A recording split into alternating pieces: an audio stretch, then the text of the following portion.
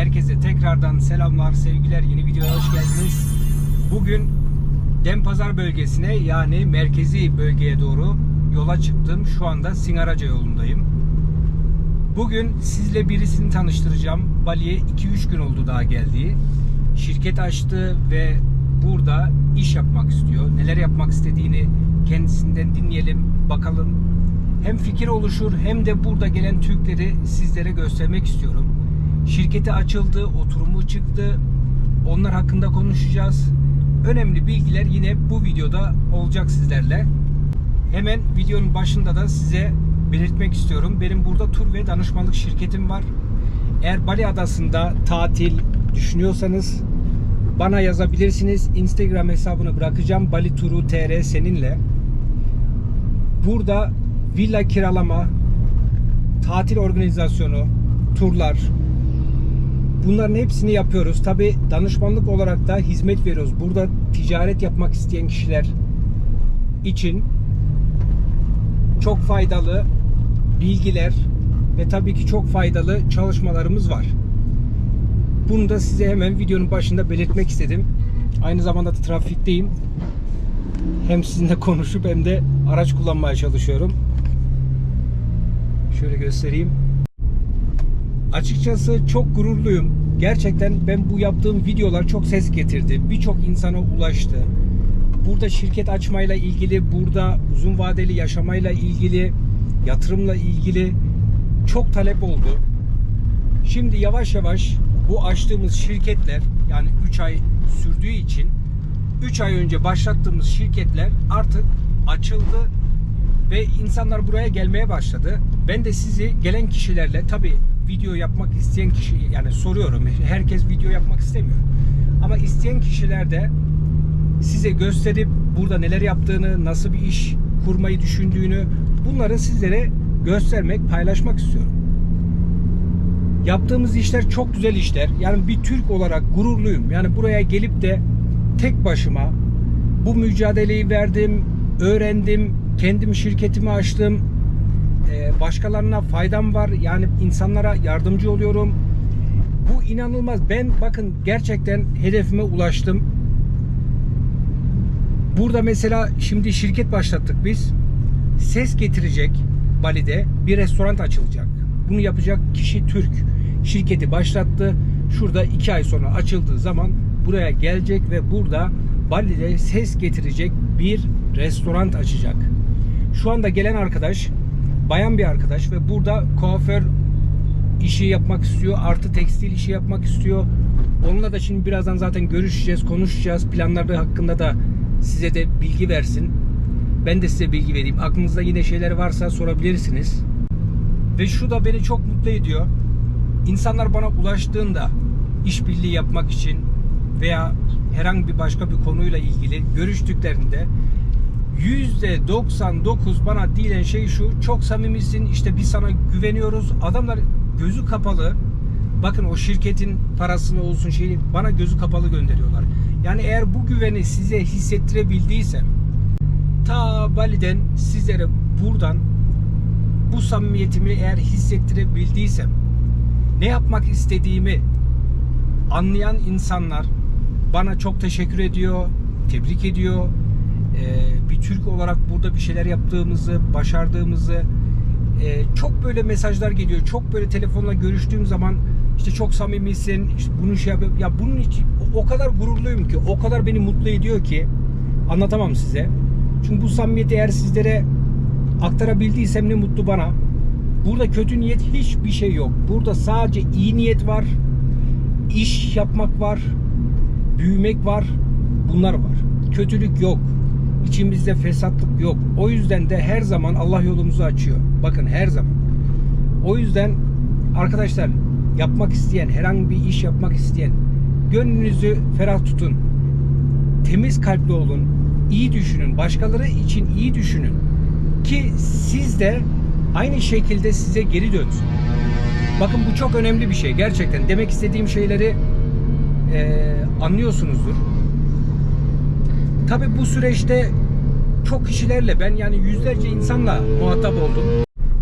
Trafikte olduğum için şu anda fazla kameraya doğru bakamıyorum. Ama biraz konuşayım böyle. Siz de kusura bakmayın. Kameraya fazla bakamıyorum şu an. Evet, dediğim gibi beni mutlu eden, çok mutlu eden şeyler oldu. Buraya gelip ev alan, arsa alan oldu. Bunlar video çekmek istemedi. Kimisi eski işinden dolayı, kimisi efendim Türkiye'deki bazı olaylarından dolayı istemiyor. Buna da saygı duyuyorum. Şimdi herkesi çekip de videoya göstereceğiz diye bir şey yok. Ama bunu izin veren, evet benim için sorun değil, çekebilirsin diyen kişilerle çekiyoruz. Şimdi mesela şu anda gidip video çekeceğim arkadaş da aynı şekilde benim için problem değil dedi. İstediğin gibi gel çek dedi, konuşalım dedi. Tamam dedim. Oraya doğru gidiyoruz. Birazdan Denpazar'da açacağım. Şu anda söyleyeceklerim bu kadar. İnanılmaz bir heyecan var içimde. Bu arada villa tuttuk Ubud'da. Bir takipçim için, yani kendisiyle artık takipçi değil, ortak olduk. 2 tane villa, bir tane villa kaldı. Onu da ben aldım. Yani artık 3 tane villamız var Ubud'da. Bununla ilgili de rezervasyon yapmak isterseniz hem web sitemde hem de Instagram'da de var. Fotoğraflar olsun, bilgiler olsun, hepsi var. Bakabilirsiniz. Çok güzel, özel havuzlu villa. Onu 2 gün sonra devralıyoruz. Bunun heyecanı var. İşte o gün alışveriş yaptım. Villaya, bu çok güzel bir heyecan. Artı güzel bir, nasıl desem, yorgunluk var. Öyle söyleyeyim. Tatlı bir yorgunluk var. Öyle diyelim. Üzerimde. Ama bu ara o yüzden çok fazla video gelmedi ama şu anda inanın haftada 2-3 video atacağım. Size her şeyi göstereceğim. O villada yaptığımız restore yapacağız. Şimdi oraları biraz yenileyeceğiz. Aldığım şeyleri göstereceğim sizlere. Yani bayağı videolar gelecek. Takipte kalın. Beğeni, yorum yaparak bana destek olabilirsiniz. Desteğiniz çok önemli. Bu şekilde daha fazla kişilere öneriliyoruz. O zaman Denpazar'da tekrar açıyorum. Merhaba. Nasılsın? Hoş geldin tekrar. Teşekkür ederim. 2 dakika bekle, ben de burada bugün kalacağım. Oda baktım da. Onun rezervasyonunu yapayım. Yes, So, okay. Thank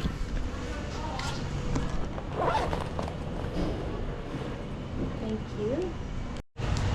Bugün bu otelde biz 4 Türk buradayız. 4 tur. Şimdi bak, sen Diğerleri varsın. kim? Yabancı Sen mı varsın, geldi? ben varım. Bir tane Okan diye bir çocuk var. O da tura geldi, tatile geldi. Ha. Saat 7'de de birini alacağım. Onu da buraya aldım. 4 tane Türk buradayız bak. İyi akşam bugün. o zaman. Toplantı var akşam. Aynen. Türk gecesi yaparız burada. Şeyi de arayayım da Okan'ı da bir göreyim 2 dakika. Tamam. Bunları bırakayım mı abi arabaya? Tamam, şey yapalım.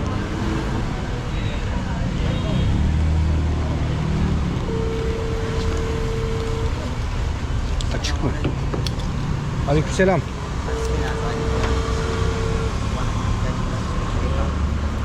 Wait moment. One moment. Tamam, şöyle arkaya bırakalım. Çok teşekkür ederim. Çok sağ ol. Bir şey değil. Abi şunun Bozulacak. içinde bu böyle ev için hediyelik gibi, tamam mı? Bu ikisi senin kıza. Ya Orada çok da bir teşekkür şey ederim. Çok seçemedim. sağ ol. Bunda lokum ve Türk kahvesi var. Çok Bunda teşekkür ederim. sadece baklava var. Okey. Bunu hangisini kaydırayım? Şöyle bırakabiliriz, hiç sorun değil. Okan'ı da aradım da şey yapmadı. Bakmadı, şimdi şey yapar. One moment. Şunu tutar mısın lütfen? Varsa bozuk vereyim şunlara.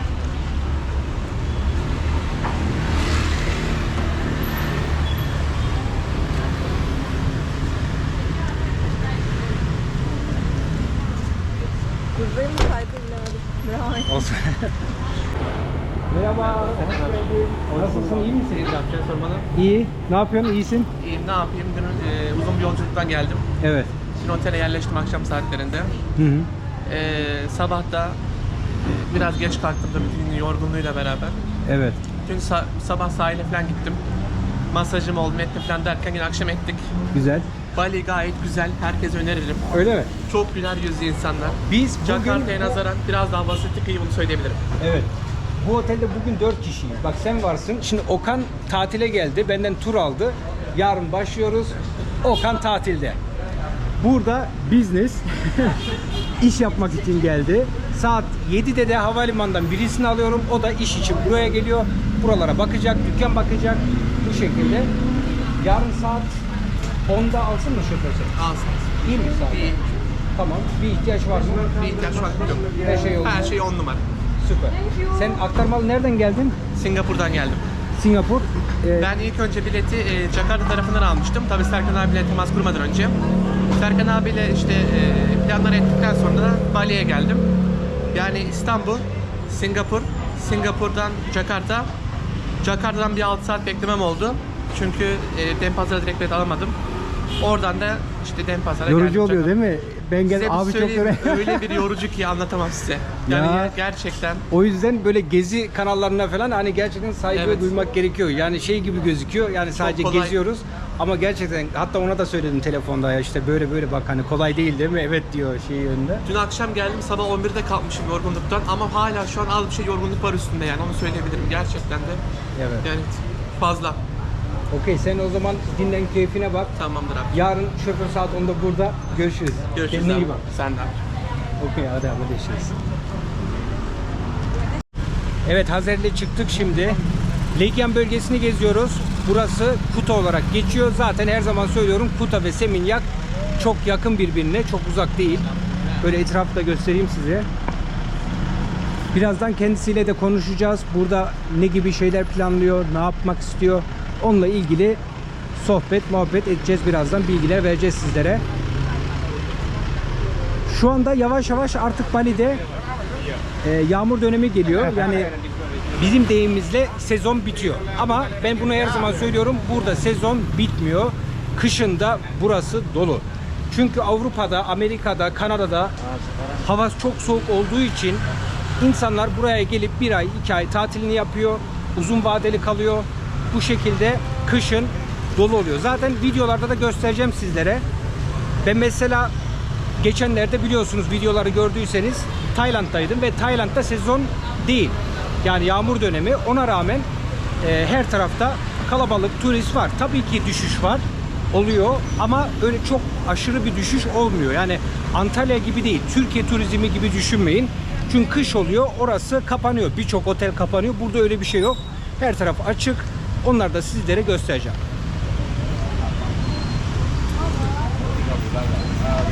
Hem de şöyle etrafı göstereyim sizlere. Ortamı görün. Legian'da son durum. Nasıl, buranın havasına alışabildin mi biraz? Nemli giriyor mu sana? Aa, çok yeni. Şöyle, ben öğle sıcağında çıkmıyorum kesinlikle. Evet. Hani o sıkıntıyı yaşamamak için. Öğleden sonra, 2'den sonra falan çıkıyorum genelde ya da sabah erken saatte, o saatlerde sıkıntı olmuyor. sen- Ama tabii şapka falan, koruma, o şekilde çıkıyorum yani. Türkiye'de nerede yaşıyorsun? İzmir'de. İzmir'de. İzmir'de zaten sıcak yer. Ha, O ben de yüzden- onu diyecektim. Ben ya şu an 3 derece falan fark ediyor gecesi. Gündüzü fark ediyor ama gündüz burası 32 derece şu anda. Dünkü sıcaklığı söylüyorum. Hani İzmir'de 27 derece falandı. Evet, mesela ben Antalya'dan geldim ya. Antalya'da mesela Temmuz ayı 40-45 dereceleri görüyor. Burada öyle bir şey yok. Burada hep böyle 28, aynı böyle. Bak, bu gördüğün hava yazın da böyle, kışın dediğimizde böyle yani. Aslında Kış. nem, bilmiyorum da beni çok bunaltan bir şey hissetmedim yani. Mesela Adana'daki gibi değil mi? Hani nem deyince Adana, Evet. Mersin, İskenderun, oralar daha nemli bana sorarsan, buraya kıyaslarsam yani. Evet. Ya bir de insanlar hep şey soruyor böyle. Aklıma gelmişken söyleyeyim. Orada sivrisinek problemi var mı? Bilmiyorum ama yani ben öyle bir problem gördüm. Ben öyle bir şey yok yani. Antalya'da ne kadar Dönemsel varsa. olarak olabilir yani, Türkiye'de de oluyor sonuçta ama burada ben de şu an denk gelmedim. Ha yok, otelde. böyle ekstra böyle her tarafta sivrisinek, öyle bir durum yok. Ha tabii Öyle ki bir var. durum yok ama şöyle, tabii hani börtü böcek var sonuçta, tropikal bir iklimi var. Tabii. Hello. Olacak yani, ona yapacak bir şey yok. Evet. Farklı böcekler, bir şeyler gördün mü burada? Bahçeli olduğu için otellerin çoğu oluyor yani, odada denk geliyor. Evet, böyle bir mekanda oturduk. Bir şeyler içeceğiz. Aynı zamanda burada havuzu da var. Genelde zaten buradan dışarıdan müşteri alıyorlar her mekana.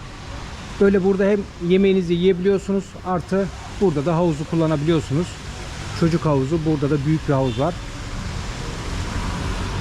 Gayet güzel.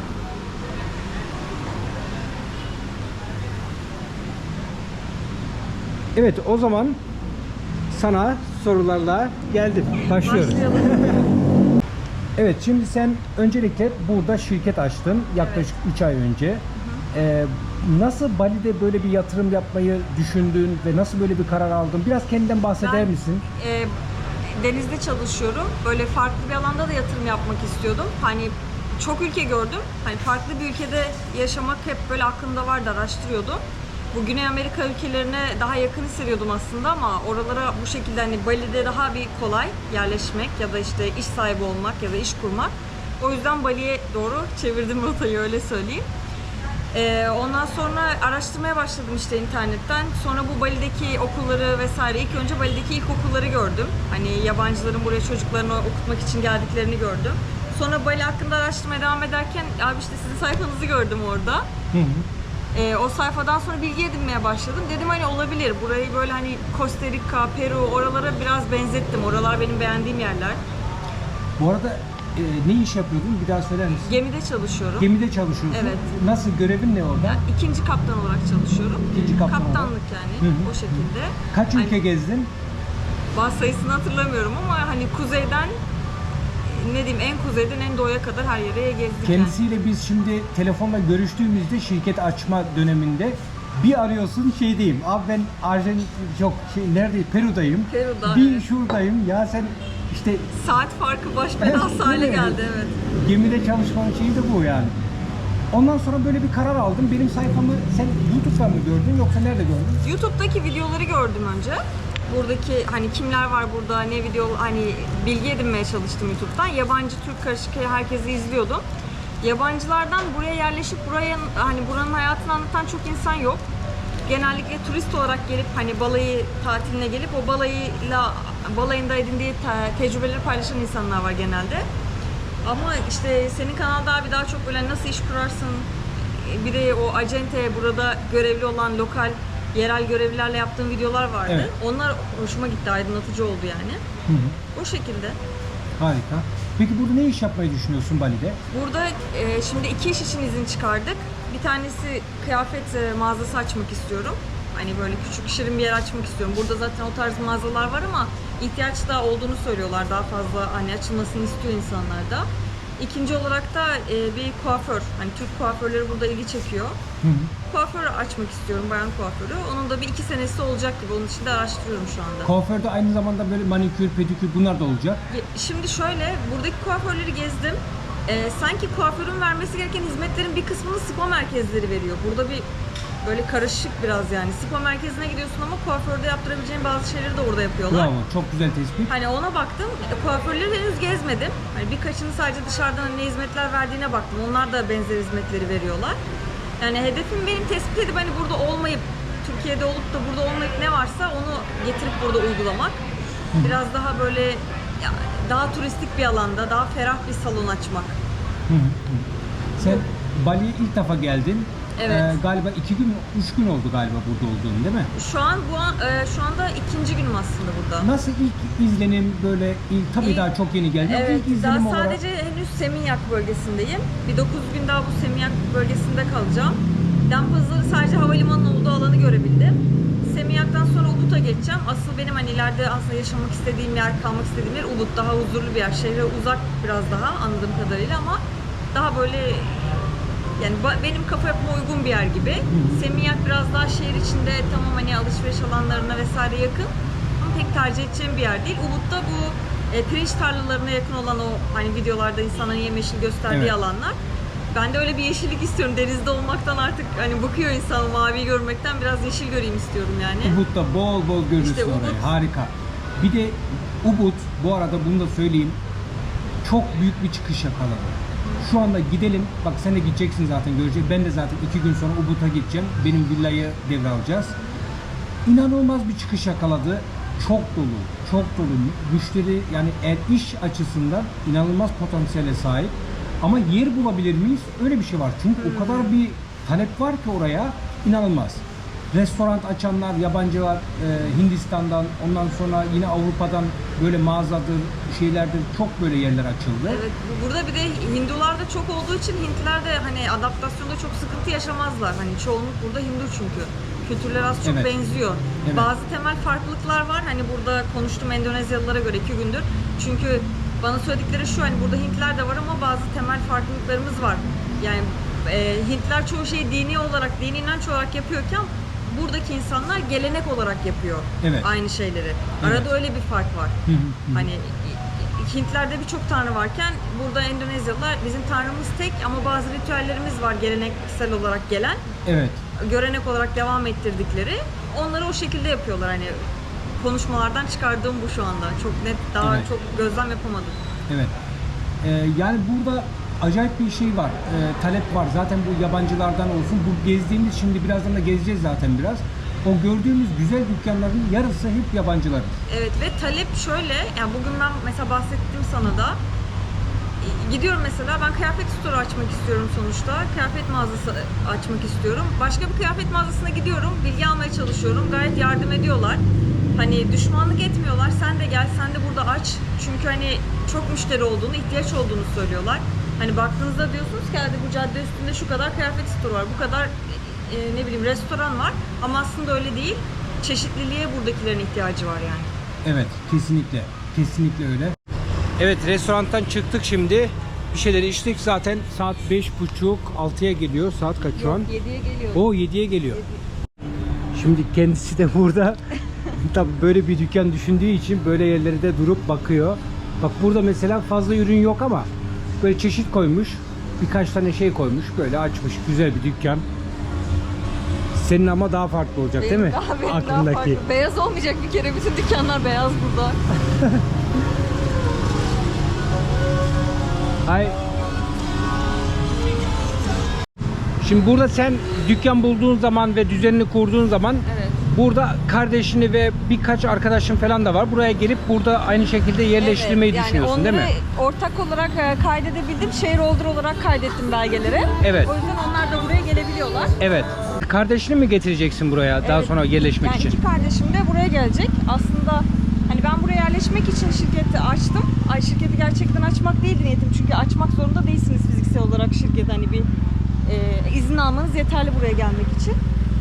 Hani dükkan açmasam da oluyordu ama kardeşlerim gerçekte yapmak istediği için gerçeğe döndü olay. Kağıt üstündeki olayı gerçeğe döndürdüm yani. Sen aslında burada şimdi gözlem ve ilk adımları sen atıyorsun. Daha Evet. sonra aileni de buraya Daha getirip yurt dışı tecrübesi olan kişi ben olduğum için bakıyorum hani ben burada ya yapabilirsem ya da onlar buraya geldiğinde nerede barınabilir ev olarak. Yani sonuçta bu kadar hareketli bir caddede oturamayız. Belki dükkanım burada olur ama buraya yakın mesafede daha sakin bir yerde bir Evet. hani ev bakabiliriz. Evet. Ya ben kendim için zaten Ubud tarafını düşünüyorum. yaşamak için değil mi? Evet, yaşamak Ama iş yeri tabii ki daha yoğun olan yerlerde. Evet. Gerçi Ubud merkezde de çok güzel yoğun yerler var. O zamanla bakılması gerekiyor. Nerede? O yüzden hani buraya 1,5 ayımı ayırdım ki görebileyim burada ne yapabilirim, hangi bölgeler daha canlı. Çünkü hani internetten de öğrendiğim bazı şeyler var hani insanların uyguladıkları. Hani bir dükkanı gördün mesela almak istiyorsun ya da kiralamak istiyorsun, hemen kiralama. Git o dükkanın çevresinde biraz vakit geçir ve bak diyorlar. Günde Evet. kaç insan geçiyor dükkanın önünden?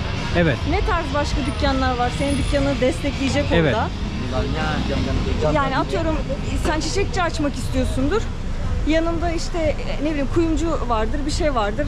Senin çiçekçiyi destekleyecek başka bir şeyler vardır. Evet. Daha mantıklı orada açmak ya da oraya gelen insan ne için geliyor? Oraya gelen insan kahve içmeye geliyorsa tatlıcı açabilirsin oraya Evet. gibi. Hani bunları izlenmesi gerektiğini söylüyorlar. Daha önce ticaret yapmış insanlar. Evet. Ben de şimdi hani gözlem yapmaya çalışıyorum, yani görmeye çalışıyorum. Yerel insanlarla konuşuyorum. Burada nasıl dükkan işletiyorlar. Yani yardımsever oldukları için cevaplıyorlar. Kendi Evet. karşılaştıkları sorunları anlatıyorlar. Şu an yaptığım tamamen ben bilgi topluyorum. Bir yandan Bali'yi tanımaya çalışıyorum. Bu Evet. şekilde. Senin avantajın şöyle. Şimdi sen şirketi daha önce başlattığın için ve şirketin açıldığı için diyelim ki sen burada bir yer buldun. Şu an yarın istesem Sen direkt kiralayabiliyorsun. başlatabiliyorum. Yani sen gereken hamleyi yapabiliyorsun. Ama Evet. sıkıntı şurada. Mesela adam şirketi açmıyor. Geliyor buraya turist olarak. Evet. Geziyor, araştırıyor. Bir mekan buluyor. Çok beğeniyor. Ama sen daha şirketi açacaksın da 3 ay geçecek de Giriş çıkış yapması gerekecek bu adam adamın. beklemez yani. Evet. O mekan sahibi de beklemez. Doğru. Yani biraz öyle bir durum var. Senin avantajın sen şu anda şirketi açıp burada gözlem yapman tabii ki sonuca hızlı bir şekilde Bir de uğraşacağız. biz niye hemen şirketi başlattık? O dönem abi seninle konuştuğumuzda da hani konuştuk bunu. Yılbaşına kadar belki buradaki yönetim Evet, değişebilir. Bu, kesinlikle. hani yabancı insanların yatırım yapması için sağlanan kolaylıklar belki sağlanmayacak yılbaşından Aynen sonra. öyle. Ha, ben bunu kaçırmak istemedim. Biliyorsun internet imkanı da kısıtlı olmasına rağmen, çünkü ben de yurt dışındayım sürekli. Evet. Ona rağmen bu işlemleri halletmeye çalıştık seninle yani. Saat farkı bilmem ne hiç gözetmeden. Evet. Yani yeri geldi ben uyurken sen aradın, sen uyurken ben aramak Evet. zorunda kaldım. Yeter ki belgeler yetişsin diye. Tabii. Can Uğraş bunu 2,5 aydır buna uğraştık yani buraya gelebilmek için. En sonunda 2 ders çıktı zaten, o dakikadan sonra rahat etti. Rahat, evet. Yani havalimanında zaten ilk faydasını gördü hemen hızlı geçiş. Şeyde, değil Bizim mi? de evet, orası çok iyi oldu gerçekten. Turistler sol taraftan, Tabii, işte tabii. Kitas olanlar sağ taraftan. Orası hemen şeyde. Sen de hemen. Kitaslar first class, direkt böyle şey, Evet. prens gibi, prenses gibi geçiyorsun yani. İlk defa böyle şey hissettim, özel hissettim havalimanında yani. Evet, bu videonun da yavaş yavaş sonuna geldik. Buraya kadar izleyip değer verdiğiniz için hepinize çok teşekkür ederim. Kendisiyle yine video gelecek. Evet. Hem şirket açıldığı zaman, ya pardon özür dilerim, şirket açıldı. Evrakları almaya gideceğiz. Orada gösterelim. Aynı zamanda eğer ileride Aynen, burada burayı- bir dükkan açarsan, Evet. şey yaparsan, Realde dükkanı kurarken bütün aşamaları zaten hani çekeceğim, yardımcı olması eğer açısından. video açısından da kendisi de bu arada video çekip belki YouTube'da yine yayınlama gibi Evet, bakacağız şey ona. olabilir. Çünkü neden olmasın? Yani burada çekiyorum ama yayınlayamıyorum çünkü öyle bir vaktim olmuyor, öyle bir internetim olmuyor. Yani kendime saklamış kalmış oluyorum. Yani denizcilikle ilgili de çok videom var. Çoğunu paylaşmıyorum. evet. Çünkü ilgi güzel. çeker. Yani sen burada ya bir kadın olarak gelip burada bir şeyler yapmıyorsun, mücadele Evet, veriyorsun. doğru. Hem örnek olur insanlara, hem de şey olur. Ben o yüzden kendisine de Olabilir, söyledim. şöyle yapabiliriz. Ben podcast de yapıyorum Spotify'da. O podcast'te de yani onunla bağlantılı olarak da bir şeyler yapabiliriz. Harika. Ya da bu röportajları podcast'e çevirebiliriz. Türkçe, İngilizce şeklinde de yapabiliriz. Bilgi amaçlı insanlar, Evet. çünkü çok ilgi var. İnanılmaz doğru. ilgi var. İnsanlar gerçekten bir arayış içinde. Eğer kendisi de bir ilerleme kaydettiği zaman, burada bir dükkan bulduğu zaman, işte kiraladığı zaman, ondan sonra bununla ilgili de vaktimiz olursa video çekip sizlere aktarmak, göstermek istiyoruz. Yardımcı olmak açısından hani dükkanı nasıl bulduk, kim aracı oldu falan. Hani. Evet. Ya bir tecrübe olarak yani biz burada ne yapıyoruz, nasıl işler yapıyoruz? Mesela gelen insanlar burada nasıl şey yapıyor? Sana başarılar diliyorum. Gerçekten bu Ya cesaret meselesi. Senin de dediğin gibi çok hani bilgisi olmayabilir, dili olmayabilir ama cesaret edip gelir. Burada o zorlukların bir şekilde üstesinden gelir. O biraz Evet. cesaret olayı yani bence. evet, kesinlikle, kesinlikle. Ve sana gerçekten başarılar diliyorum. Umarım burada çok güzel işler yaparsın. İnşallah. Gelen burada Türkler, ya bir vesile olduk. Böyle videolarla insanlara bir şey gösterdik. Güvenip buraya geldiniz. Her zaman söylüyorum, tamam bizim işbirliğimiz farklı. Evet. Şirket açma o farklı. Ama onun dışında da bir arkadaş, bir kardeş, bir abi olarak da her zaman buradayız. Gerçekten bu şey olarak söylemiyorum. Yok, biliyorum, teşekkür ederim. Ne Hep zaman olsa buradayız. zaten soruyorum. Kesinlikle. Yani 7/24 burada gelen insanlara, sadece sen değil, herkes gelen insanlara burada elimizden geldi. Eminim ki sen de yarın bir gün Ya burada bir de yerleştiğin güvenmek, zaman mesela sen abi şimdi ailenin çoluğunu çocuğunu gösteriyorsun. Hani bir güven teşkil ediyor sonuçta, onları görüyor olmak da güzel bir şey YouTube'da. evet. Evet. Eminim ki sen de yarın bir gün burada düzenini kurduğun zaman, yarın bir gün sana da sordukları zaman ya şunu yap, eminim ki aynı şekilde sen de insanlara yardımcı olmak için işte elinden geldiği kadar tecrübelerini paylaşırsın. Çok teşekkür ederim Ben YouTube teşekkür kanalıma. ederim. İnşallah ilerleyen aşamaları da böyle kaydedip yaşarız. Umarım güzel şeyler olacak. İnşallah. Görüşmek üzere. Kendinize iyi bakın. Bir sonraki videoda görüşürüz. Onu derler biz bekler, gezip de görelim dünyalar. Herkes bizden bir yer var, gel ve tadını çıkar. Yıllar beni yollara koydu, ben tamamladım durdum gel. Yok bize hiç engel. Yol arkadaşım olsan ki zaten böyle güzel her şey.